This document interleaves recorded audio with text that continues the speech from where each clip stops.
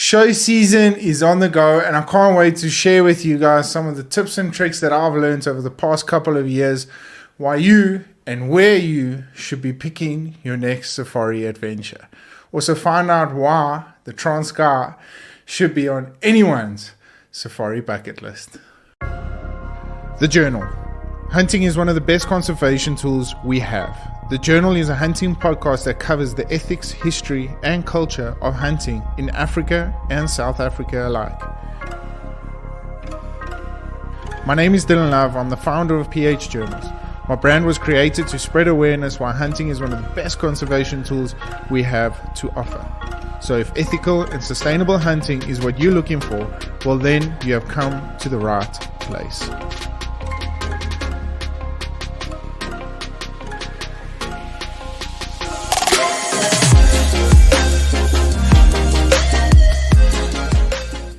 Hey guys, and finally welcome to the very first episode of 2023, the Journal Podcast. For those of you that don't know me, my name is Dylan Love. I'm a professional hunter out of the Eastern Cape of South Africa. Recently just joined an outfitting company called Utando Safaris, and I'm feeling extremely privileged to be a part of them, as well as doing a lot, if not most of it, some of my freelancing work across the dark continent. I've been in this industry now for a little over 13 years, and I'm here to share with you some of the tips and tricks on how to get by on your next safari adventure, as well as asking and answering any questions you guys might have to just make your life a lot easier on when you're coming out on your next safari. So to get into it, guys, it's been an incredible journey for the past couple of 2 years. Those of you that have followed me from leaving one outfitting company to kind of going on my own and doing a lot of freelance work, it really has been a very, very special journey, and one I'm very, very fortunate of being a part of. So to get into the swing of things, sorry, I'm catching my tongue here a little bit on this podcast, but for 2023, I just feel that we kick the first episode off with a couple of things that I've stumbled across and come into, and I feel that everyone that will be listening to this podcast going forward should know and would like to know a little bit more about my endeavors and where this leads PH Journals going forward. Well, to kick things off, I'm extremely proud to have a couple of sponsors on board, and I will be mentioning and touching a little bit on each one of them as we go along for the rest of the season. And the first one this year that I'm going to touch on, and a very, very special one, very close to my heart, is Skullies. It's a team from Port Elizabeth that 3D scans skulls, original skulls, and transforms them into 3D resin prints such as these. I don't know if you can see it, if the light's not too glaring. If you're watching this on YouTube, these are wonderful scaled models of actual skulls that have either been picked up, shot, hunted, or ethically killed out in the bush. They range from the spiraled horn slam, Big Five. There's a couple of species that are going to be launched, from the tiny 10 to the springbuck. Just everything across the board. It's just so exciting to see the scope that these guys are stretching it, and the education behind it is just really, really awe-inspiring. So to the team from Skullies, thank you so much for allowing me to be a part of this, and for me to touch base with you guys on how I am affiliated with Skullies is that every purchase you do through my link, a certain portion will be donated to the podcast, which allows me to keep doing what I love doing, and that's podcasting, hunting, and professional hunting, and spreading the word why hunting is our best conservation tool we have to offer. So not only will you be giving back to conservation, you'll be giving back to this wonderful podcast that just spreads awareness across the whole world. For those of you that have been following me, thank you so much. This is greatly appreciated. And if you guys would like to get involved or find out more, you guys are more than welcome to hit me up on any one of my social media platforms, or head along to any one of my social media platforms. Head along to the link in the bios. I'll tag the link down below on the YouTube episode. Unfortunately, I can't do this with all the podcasting episodes, but if you guys would like to find out more, head along to those links. Remember, every purchase through that link will be donated or contributed towards the PH Journal podcast as well as conservation. So I'm extremely proud to be affiliated with these guys, and I look forward to the future. This is just the start of something extremely special going forward, and I can't wait to share the rest of the journey with you guys. Well, guys, now that that's out the way, once again, incredibly proud to be a part of the wonderful team. Show season is on the go, and unfortunately this year, fortunately, I could not get down to Dallas, and the reason for that is I had a very, very special hunt down on the Port Alfred coastline, the western coast of the Eastern Cape, where we embarked on Charlie Daly's very first attempt at a blue darker and as well as an Oribi. Those of you that know, Oribi are extremely tough permits to get, especially in the Eastern Cape. So to harvest or to get your opportunity on Oribi is something very, very special. So I hosted Charlie down on the West Coast. We had an extremely successful hunt. We sat in the blind the first day. We got in there a little bit later than I would have liked. This is for the blue darker sitting over a watering hole. We knew that there was a pair of blue darker coming in, a nice female as well as a nice ram, and we got in there in the morning a little bit too late, with no action whatsoever. We saw some beautiful nice Learys. That was about it. And then after that, we headed back, grabbed a bite to eat, and I just said to Charlie, I said, for our best chance, we're going to have to head out there in the early afternoon to try and set it out and hopefully grab ourselves a very, very, very nice blue darker. So, which we duly did, and as time passed, the breeze kind of started relaxing the both of us. And as we started settling more and more down into the blind and getting a little bit more comfortable, knowing that maybe our time has kind of run out, dusk started to settle in. So around about, I think it was 17:55, this beautiful ram came trotting up to the watering trough or the watering hole. And Charlie placed the most perfect shot you could ever place on a tiny 10 animal. And yeah, the rest is history. I can't wait to share the YouTube episode with you guys. Unfortunately, I was the cameraman on this, so there's not a lot of it, but really, really quality footage. And I can't wait to share with you guys a special hunt, very, very special hunt. And yeah, it's been a long time coming. And the next day we headed out. Remember, we're hunting in January now, so the scorching heat. So we try to tackle the early morning, late evening type of hunting, which kind of settles in on these sort of types of hunts. And as time went on, the morning dragged a little bit, and finally towards yet again, just before we were about to call it a morning, this beautiful Oribi ram sticks his head out. The thing about the Oribi and hunting, especially down on the western coast of the Eastern Cape, is that the management down there has been so important to the success of these species, and we got to pay due respect to that. So when we're hunting these sort of species, we're highlighting and analyzing breeding herds, breeding patterns, breeding rams for specific groups. So ideally, we're not looking for size, we're looking for the old ram. Yeah, it's well past his prime, and really just something that can't contribute to the conservation of these wonderful species going forward.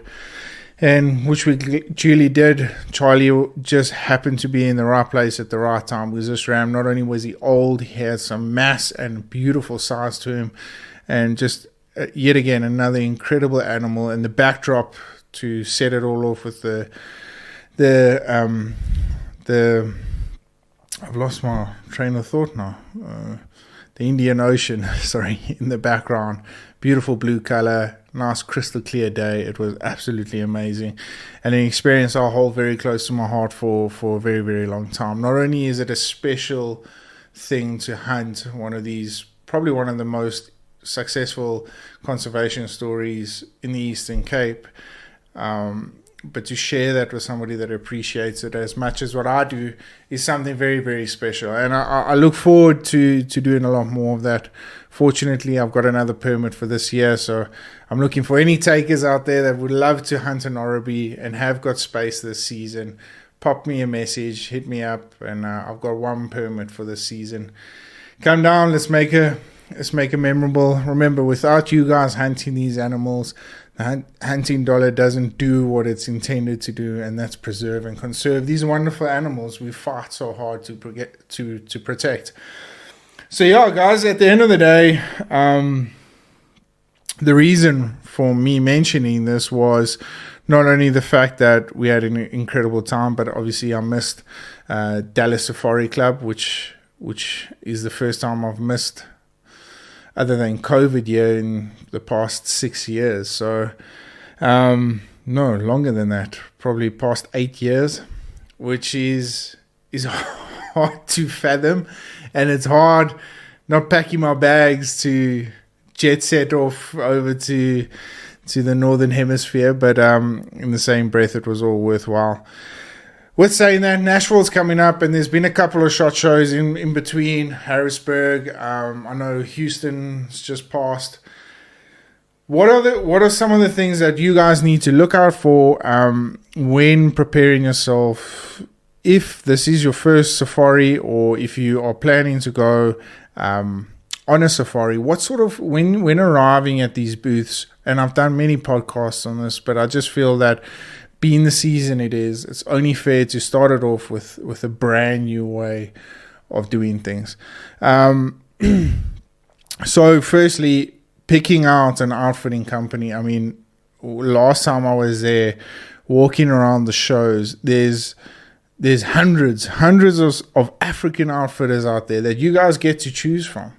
And it's pretty cool to see that, not only is the industry growing in my country, but the interest from the Northern Hemisphere is growing just as much. So firstly, you need to ask yourself probably one of the most important questions there is: who and why would you want to go with these guys? Do they uphold morals, values of our hunting tradition? Because, guys, remember, not only by you contributing financially to the hunting and preserving and conserving of these animals, but it's the morals and ethics that we've got to stand together with as hunters. Because unfortunately, in the industry that we're involved in, there are a lot of chance takers out there. And I know this from a safari point of view, is that there's a lot of guys that are out there they get greedy. They want money. They want quick turnaround times. They don't care what size trophy, what sort of conservation patterns you're getting out there. And this doesn't leave it good for us as a hunting organization that's trying to protect our rights to hunt these animals and ultimately look after these species. So you as the hunter, you that are going to be spending your hard-earned money coming out here and dedicating it to conservation, you need to ask yourself these questions.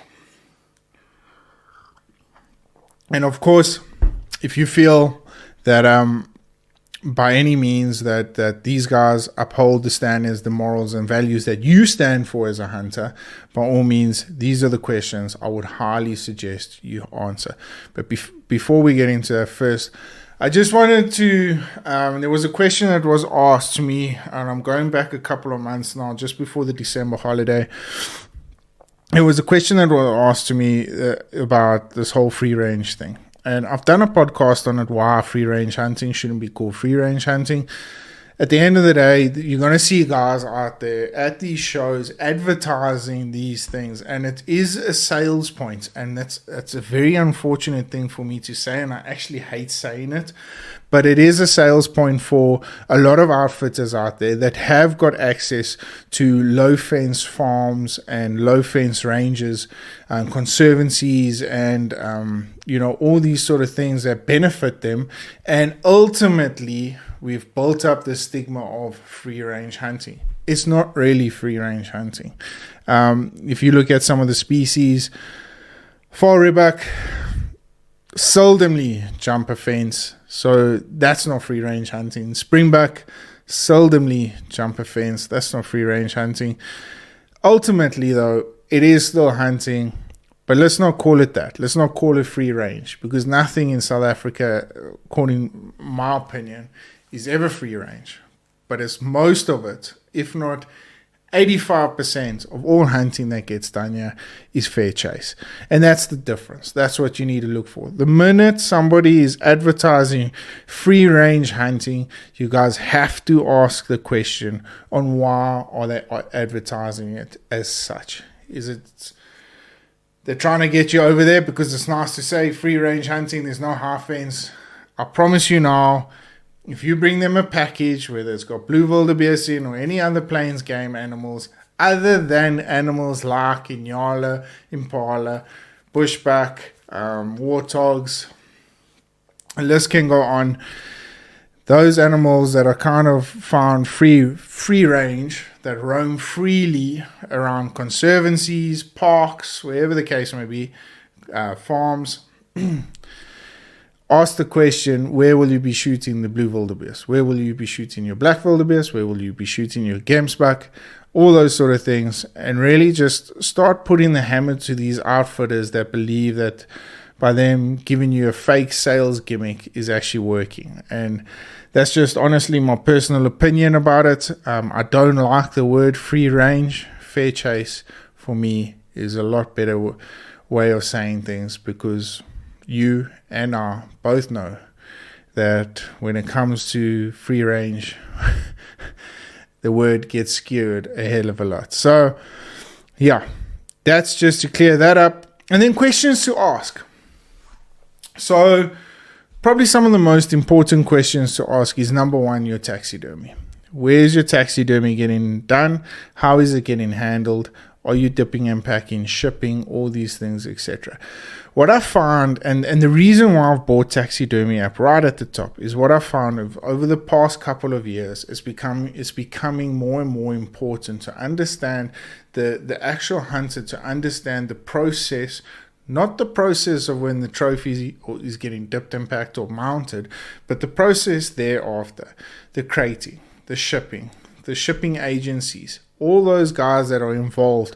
Because unfortunately, when it comes to the outfitter and the taxidermy communication, there's a lot of hidden costs that don't get mentioned when initiating the actual hunt. And what I mean by this is that when you arrive to the booth, it looks all wonderful over there. There's pictures, there's heads hanging up. You're really getting brought into the whole factor of that, you know what, yeah, I would love to shoot a buffalo, I would love to shoot a sable, that's a beautiful kudu, I would love to shoot that. But at the end of the day, you ask the simple question, okay, so my package is $7,500, this, and this included, there's no hidden cost. The outfitter will say to you, there's no hidden cost whatsoever. However, once those trophies get mounted, thereafter, not the hidden costs, but the costs start accumulating that you were not aware of. So find out the process. Guys, there's taxidermies all over those shows. The guys from Splitting Image, I know they go to most of the shows. Hit them up. Find out more about how their shipping goes and what is constituted from once the trophies are mounted. Because they can also give you a scratch price list and say, guys, listen, okay, this is how much it is for kudu shoulder mount. Thereafter, you actually don't know what sort of hidden costs, let me rephrase that, they're not hidden costs, but you don't know the costing of what goes on. So it's an important question to ask. And I know it's not always the guy's first intention to ask those sort of questions, but once you get that out the way, the rest of your hunt planning and the rest of the way you consume information coming in from that booth is a lot easier, because the guy is going to be skeptical and say, okay, listen, he's aware of these costs, let's do a deal. And that's just my personal opinion. I could be wrong on it, but after being at these shows for the past 8 or 9 years, that's what I've understood. People love to get a deal based on what they see. And when it actually comes down to crunch time, when they arrive in South Africa, they leave South Africa and the taxidermy starts coming in, well, then the nitty-gritty starts. And then they start puzzling things together. Well, you know, that South African trip of mine didn't actually cost me $7,500. It was a little bit more, which is understandable. And I'm sure a lot of the guys out there anticipate that it would cost more. But get those nitty gritties, get the ugly questions out the way. So taxidermy, that's the first one. Ask those questions. Ask the hard questions. Don't be afraid to. And by asking the hard questions, it's also going to put your outfitter that you've chosen, or number of outfitters you've chosen, under the gun, and make them understand why, and make them feel like you actually know what you're talking about. Species on the actual property. Where's their base?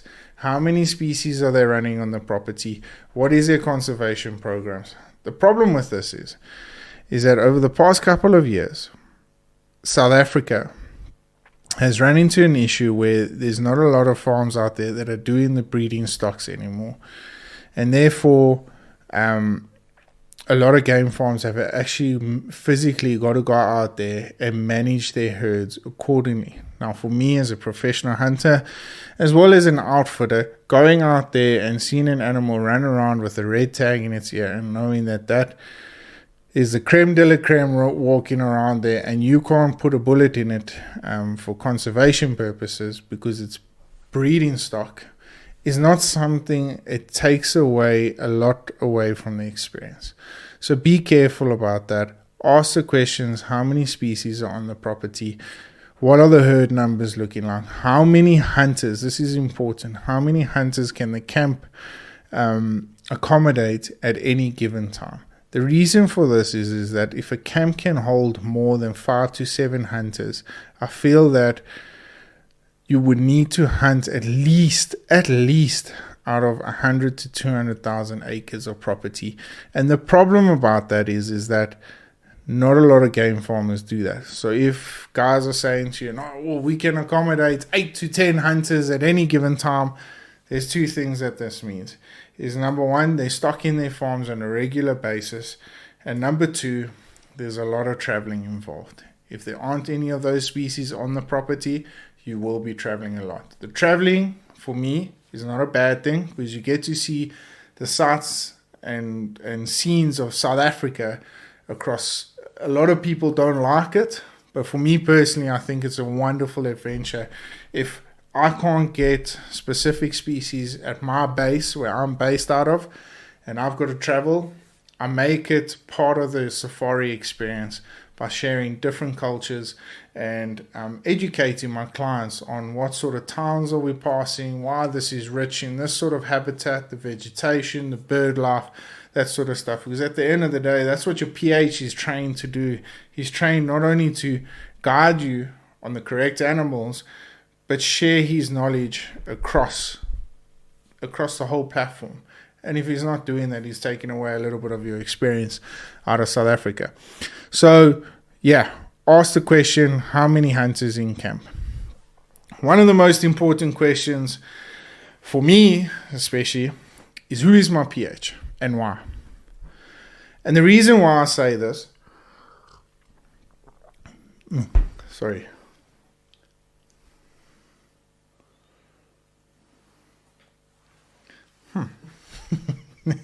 Sorry, I had a bit of coffee stuck on my mug.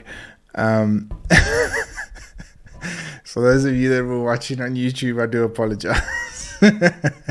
Anyway, ask your outfitter who's your PH, and the reason for this is that you can go back no, I mustn't say that. A large percentage of all us PHs have actually got our own social media platforms where we will be advertising our skills, our passion, and our techniques on these social media platforms. So therefore, by you as the hunter knowing exactly who your PH will be, you get to go back, do a little bit of research, and actually understand before you arrive in South Africa whether you will click with this individual or not. Because unfortunately, or fortunately, for me fortunately, because I love meeting new people, I love understanding, I love interacting with some wonderful guys out there. But it's a relationship that you build off and from scratch in a 5, 7, 10, 14 day period.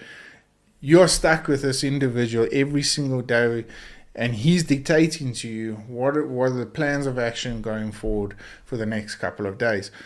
So by you anticipating, by you building yourself up and understanding where this individual is coming from, by watching a lot of his YouTube videos, if he has that, Facebook, Instagram, all these sort of things, it also allows you to get a better understanding of what you are in for as far as a professional hunter. It also teaches you a lot of tips, tricks, and techniques that specific PH uses in the bush.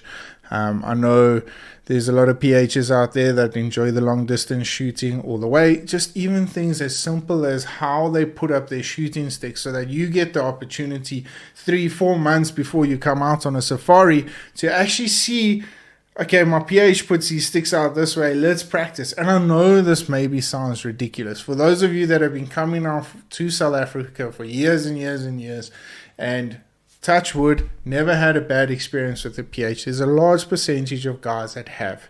And the reason is because a lot of the guys on day 3 or 4 actually get frustrated with one another because the certain techniques haven't been followed and the hunters start slipping into bad habits as well as the professional hunters.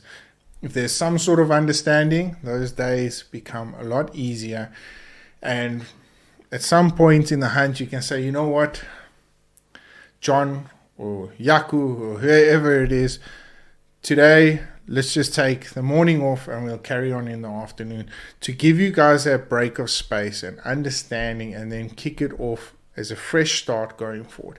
And guys, I mean this, and I know this probably sounds very irrelevant to a lot of people that have been into the South African or African continent before hunting and have had a great time. But I know there's a large percentage of you out there that have had bad experiences with particular PHs and outfitters. Getting involved in one another's personal space is very, very difficult, but it can be extremely rewarding at the same time. So ask the question who your professional hunter will be and do your research. With today's day and age, there's no excuse for us not to do any sort of research on one another. I mean, if I know I'm getting a specific hunter months before the time, I would either hit him up on social media and I'll chat to him, find out a little bit of questions, and as well as a professional hunter that helps me, whether I can drive with snacks in the truck, I can bring my dog on and he doesn't get annoyed, or these sort of things that just make the trip a whole lot more pleasant and enjoyable going forward. I'm an easy guy to get along well with. No, I'm joking. But relatively, most professional hunters, they do want a nice tip. They do want to please you. They do want to look after you. So most of the time, they're going to bend over backwards to make sure that you have an unforgettable trip. Unfortunately, there's high tense situations, especially with hard hunting, hard species to hunt and all that sort of stuff. And it does create a little bit of tension, and this will just create an easier way for you to bypass that tension and have a better understanding of your professional hunter. Climate and best time of the year. So I wrote a blog about this, and you can find it on my social media or on my website, www.phjournals.com. About hunting in summer. I did a hunt 2 years ago, and obviously now just recently in January, and I found it was a wonderful time of year to hunt. Unfortunately, there are a lot of species that are dropping babies, and the cycle is there, and people will query whether it's ethical or not to hunt. Selective hunting is always going to be key this time of the year. The winter's hard on our animals and the summer's not so harsh. However, the older, weaker animals do get absorbed by parasites and other predators and things that go on. So if you want to look at it from that way, there is some sort of aspect as far as conservation is concerned. But have a look. There's the warthog rat that comes in April, as well as the kudu. He's a fellow deer that, in our parts of the area are early March, early April, late March, where we really really want to start setting people up. So if you want a nice fella deer, late March, early April, that's where you want to be when the rat starts kicking in. Kudu later, warthog late in April. So just find out those basic informations, and they'll be able to assist you going forward on when they recommend. Obviously, be careful of falling into the trap of when they just want to slot you in wherever they can or wherever they've got an open space. If you have certain species that you have understood that a certain time of the year is better for them to hunt, and they want to slot you in, for instance, if you want to shoot a kudu and they want to slot you in September, it's not going to work. Don't do it that way. Rather wait another season, come out, and if you really want a nice kudu, make sure that you book for the rat month. So very, very simple. Climate, obviously. How hot is it going to be in camp? What are the coolest temperatures? Just so that you can just pack your gear a whole lot easier. I will have gear recommendations coming up on my website soon. So if you would like to find out more as the podcast goes on, next season, or this season, I will be posting more tips and tricks that you guys can actually go onto my website, download, and utilize when you come out on your next safari. Make sure that you highlight your bucket list species, and why I say this is that because these guys will also have the opportunity. For instance, a lot of species take a lot of preparation to actually plan a hunt. For instance, this last hunt I was on, the blue darker Oribi, it just didn't happen in a couple of days. It actually took me 2, 3, 4, 5, even 5 months to plan these sort of things. You got to set up watering holes, you got to set up blinds, you got to make sure that everything is right in order. These clients are coming out here, you guys are coming out here as hunters to spend good money with us, and it's only fair for us to have a fair amount of time that we can prepare to have the best possible experience and best possible chance for you to harvest or to shoot or to hunt your bucket list animal. So make sure that that's a priority. I know there's a lot of guys that go out there and they highlight that we want a 50-inch kudu. I'm not advocating for those people. I don't like that. I don't think that's fair hunting. But at the end of the day, there is a place for it in the industry. I like the people that come out there and say, Dylan, I want a Cape Graceback. I've got enough time to prepare for that Cape Graceback, make sure that all my permits are in place, make sure that all the right paperwork's in place. So once those clients get you, especially with the Bontebok, I see now, I'm not sure if they've been removed of CITES, but make sure that the paperwork's in order. So once you get here, it's a hassle-free planning. You don't have to worry about paperwork. You don't have to worry about contacting US Fish and Wildlife and getting all these things in tuned. So just make sure that you highlight your top priority animals as well as your bucket list animals that you would like to take on that safari. And then last one, I'm going to do a full podcast on this because I think the last one I did got extremely positive feedback out of it, and I was super proud of how it was received. But deposits and tips. Okay. Arriving at the booth, make sure that when these guys are asking for deposits, that it's all legit. Don't just pay your deposit willy-nilly in order for you to book a spot. Make sure that you do your homework before. Ask these questions. Go back. If you are fortunate enough to spend 2 or 3 days at the show, that you get to ask many more questions, make sure that your deposit is always the last thing you pay at the end of the day. And the reason why I say this is that things change. Individuals make promises. And I'm not talking about everyone. I'm talking about a very, very small minority. And some people listening to this podcast or watching this on YouTube might be a part of that small minority that will get taken for a ride. Guys, please do thorough homework when it comes to individuals out there. It is not, the industry is flooded with people that are trying to make a quick buck, with people that are trying to screw other ones over, and they're not there for the good of conservation, for the good of the species, and for the good of the hunter. So just make sure by the time you're ready to pay a deposit that you've asked, you've done your homework, and you feel in your gut that this is the correct individual that you would like to go for. And remember, be very, very conscious on the percentage of deposit you have to pay. Anything over 50% starts getting a little bit suspicious. In my personal opinion, I'm not saying that everyone's like that, but in my personal opinion, over 50% deposit is very, very suspicious. So just keep your eyes out for that. Tips. I'll most definitely do a full podcast on this. But guys, remember, tips is not a given. You don't have to give tips. It's become customary in the hunting industry that tips are a must give, but it's not. Really, just understand that if you're a professional hunter and your trackers have broken their back for you and really put in the effort, that you reward them with a well-deserved tip. Professional hunters can earn anywhere between $120 to $150 on plains game animals, and obviously dangerous game, it increases from about $150 to $200 per day.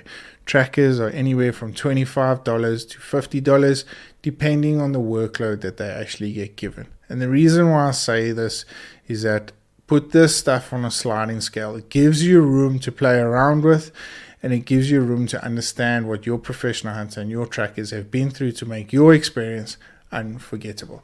I will touch on this on a full-length podcast because I feel like it's probably one of the most important questions that get asked in the industry. And since I did this podcast about tips about 4 years ago, times have changed, situations have changed, our economy's changed, and I will be doing a revised episode on this in the next couple of weeks or so. And that's it, guys. Show season's upon us. Nashville's coming up. I'm sure Harrisburg is coming up as well.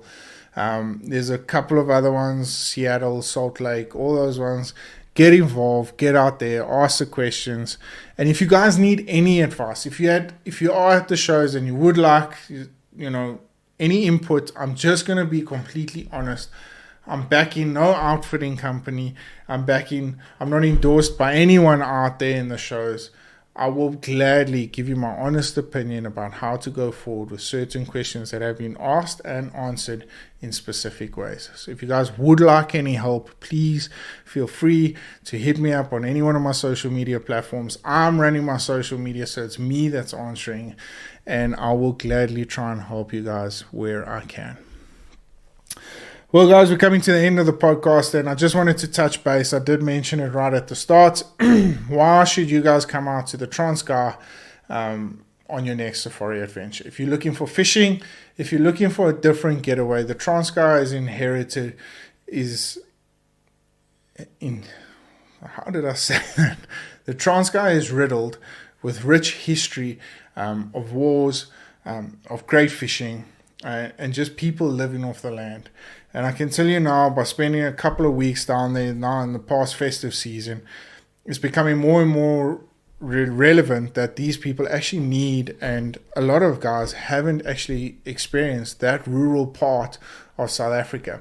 The Transkei was developed back in the apartheid regime, where it actually was its own separate country. It had its own presidents, and a lot of the communities now still live off chief and hierarchy processes in the actual villages. It's extremely rural with limited electricity, limited water. It's really just a wonderful way to see how people actually live off the land. There's a lot of subsistence farming out there, as well as fishing. And it gives you an opportunity to go out there, experience different cultures, see what is actually a rich part of our South African economy, as well as our South African heritage. And I highly recommend that if you guys are coming out, you need to spend nothing less than 5 days out in the Transkei. There's some beautiful resorts along the way. There's Wavecrest, Mazeppa Bay, Cobbin, and the list goes on from Coffee Bay right up to the Port Shepstone area. by all means, I would highly, highly, highly recommend that you guys give that a shot and give it a go and just really embrace that a little bit and understand where it comes from. And it's a fun part of the country. It really is. Well, guys, first episode in the bag. I'm super stoked. Those of you that can see, finally I get my studio space. It doesn't look like much just yet, but I can't wait to share with you guys how it's going to look at the end of the podcasting season. It's still a lot of work, a lot of shelving to go up. I'm super excited. It just gives me room to have my setup. I can walk in at any time, do my podcast, as well as pack it up when I need to, travel along and have a couple of guests. As soon as our government and my municipality plays ball with our electricity, I'm excited to have a lot of guests, and we'll be doing Skype interviews. Suited, well, I hope you're ready for me, because our long-awaited podcast, Cries of the Savannah, I hope is coming up soon. And as soon as everything starts working and our government decides to get its act together, you will be the first person I'm calling. From myself, guys, thank you so much for tuning in. If you enjoyed this episode and you're watching it on YouTube, please hit the subscribe button, turn on the notifications, and if you enjoyed it, drop me a thumbs up and share it with as many people as possible. It will be greatly appreciated. For those of you that are listening to this on the podcast, guys, thank you so much for tuning in. It's been wonderful to chat like this. And if you guys have got any suggestions, or if you guys would like to be a part of the podcast, please hit me up. I would love to have as many of the hunting or outdoor enthusiasts on here as possible. 2023, it's our year. I'm looking forward to it. So if you are, happy hunting. Until then, stay safe, stay blessed, stay humble. We'll catch up with you guys soon. Cheers for now.